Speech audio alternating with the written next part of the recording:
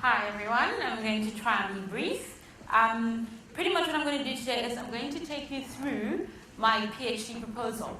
And it's basically what I've been doing at Meanburn and what I've learned in the last 7 years of study. Wow, I'm old.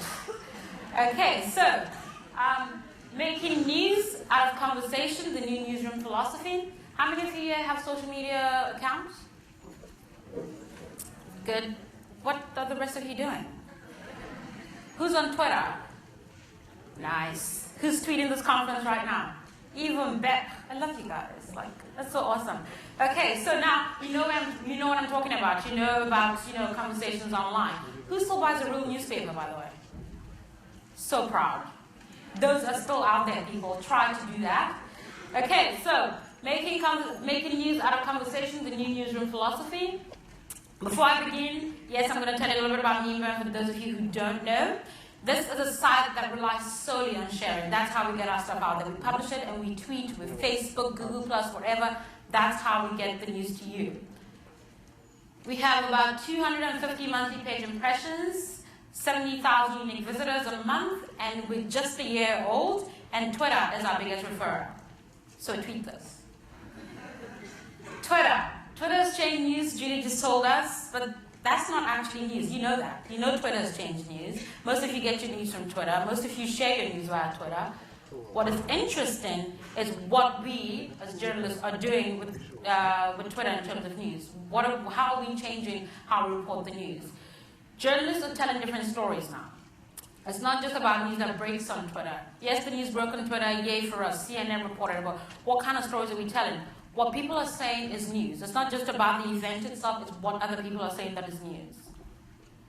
All social networks end up on Twitter. It's the one network to rule them all, really, it is. If you think Google Plus is, Twitter is the one network to rule them all.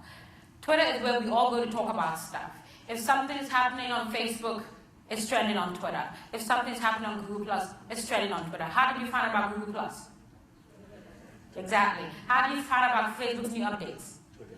Exactly. Twitter is where it's happening. And we're creating news from people's tweets. So we have this new thing now called reaction stories. Anyone know where I'm going with this? Yes? Who is this person? Reaction stories. So we're turning what people are saying into news, as I said already. Tech leaders tweet farewell to Steve Jobs. Who knows who Steve Jobs is? Seriously, what are the rest of you doing? Steve Jobs, the most successful CEO in history, really. This man turned Apple into what it is today. And he quit a couple weeks ago. And tech leaders took to Twitter to talk about it. Twitter praised for Japan. How many of you remember the earthquake in Japan? Again, Twitter, the first place most of you heard about it. Oslo bombings. We just talked about it a little while ago. I talked about gaming. Oslo bombings. The first place most of you heard about it as well is Twitter. So, business hero Steve Jobs. All people wanted to talk about was what a great guy he was, but they took to Twitter to talk about it. They didn't send a message to Apple, they tweeted what they wanted to say. And what we did in the story is we picked those tweets and we analyzed what they said and created a story from it. Their conversations. Japan broke a Twitter record. In 1 minute, they were sending out 1,200 tweets a minute. A minute.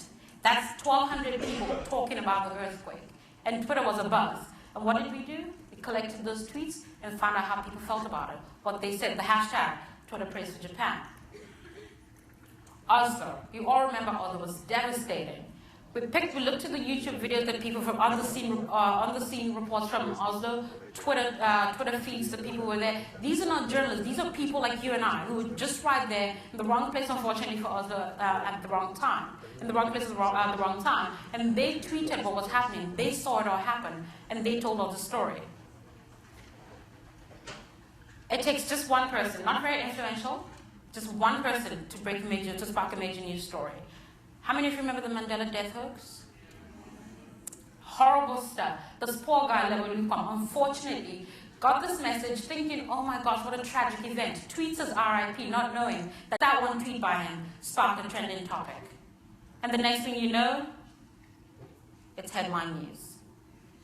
And this poor guy, I mean, he got berated on Twitter, like DJ Fresh went after him. It was horrible. But I mean, he didn't know. He got a message and he's thinking, oh, poor thing. But Twitter, the conversation is amplified. And we pick that conversation and we create news from it.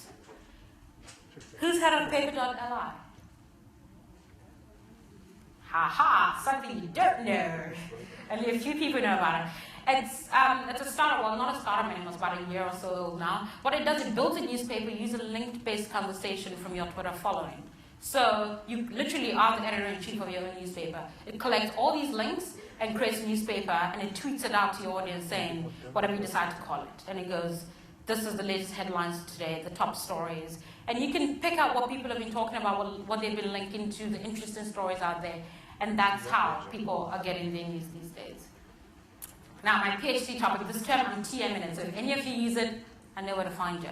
If it trends, it leads. We have come into a society where the current social space is determining what we cover, how we cover it, and when we cover it. Yes, the deadline is now, but we look at something on Twitter and we look at the trending topics, we go, ooh, hash, this Japan, interesting, what's going on there? You pick it up, you tell us news story. Justin Bieber, what's going on there? Is that news, isn't it news? What is news? The trending topics on Twitter are changing how we're looking at news and how we're defining what is news. What is news to you? What do you think should be news headlines? Gossip? Sports? Medical advancements? Do you know what is news to the rest of the world? Lady Gaga. Because that's what's trending on Twitter. That's what the millions of people on Twitter are talking about. That's what is interesting to them. And what I'm looking at with my PhD is if society or agenda setting in society is to be determined by trends on Twitter, are we in for a society that disaster rules and gossip rules? And I'll tell you all about it as soon as I crack my PhD. But is this a good or a bad thing? I mean, honestly, it presents a unique perspective. It's nice to know that you and I, ordinary people, can make the news simply because we have something interesting to say. And you do. If something happens, you're right there, and you take a picture and you tweet what you think about it. That's interesting. It's a unique perspective. I might not, if I was a reporter on the beach, I might not have been able to find you to, get your unique perspective. But thanks to Twitter, I can now do that. Your conversations are making news to me. They keep me employed, so keep doing that. But the nature of news is forever changing, and that's true. I mean, 4 years ago when I was doing my master's thesis, it was all about the blogosphere. We loved the blogosphere. It was, the blogs are going to rule the way we tell news, the blogs are going to change everything. And the minute my master's thesis was published, it became redundant. Because Twitter came out, and that's changing what we're doing, and hopefully by the time my PhD is done, it will not become redundant. So hopefully next year, we can still, I still have a PhD, to work on despite the change in phase of technology. Thank you all very much. Any questions? Any questions? Ooh, poor.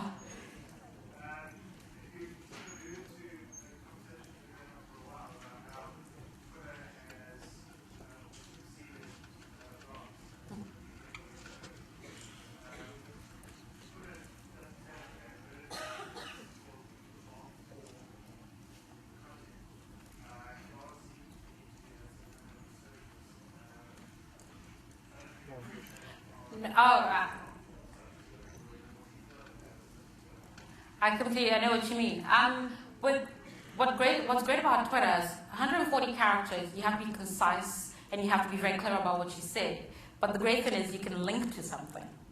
And then it moves on, the conversation can move on. But the act of tweeting is still an act of publishing. So I might say the blogosphere as we know it, the traditional blogosphere from actual blogs, your WordPress blogs, your Blogspot blogs, I would say no more, but it's not the primary source anymore, it's moved. The act of tweeting is in a way blogging in some way, it's still publishing. So your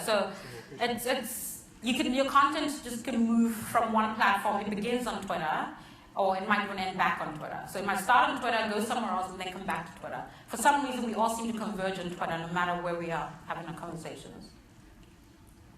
Yes?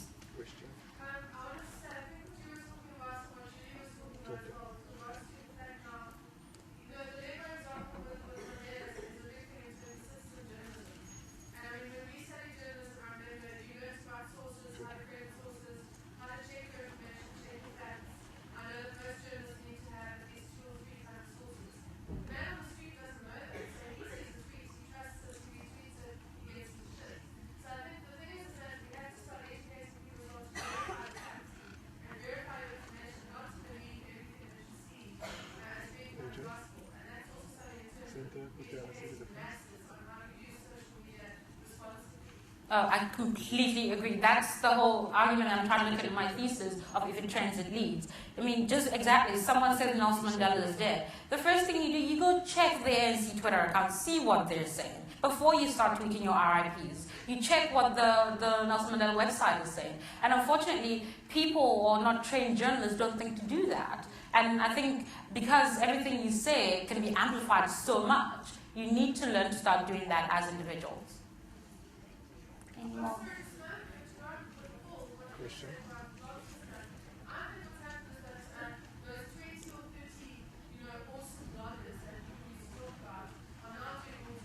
Yes.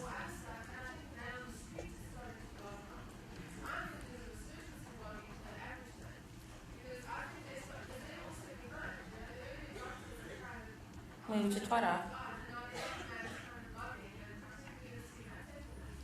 Can I tell you a secret about blogging? People are lazy to blog. It's 400 clever words. They rather write 100.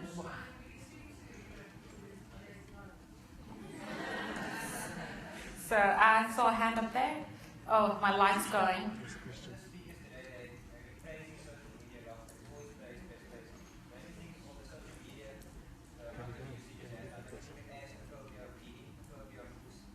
Oh, I love books. I don't like ebooks.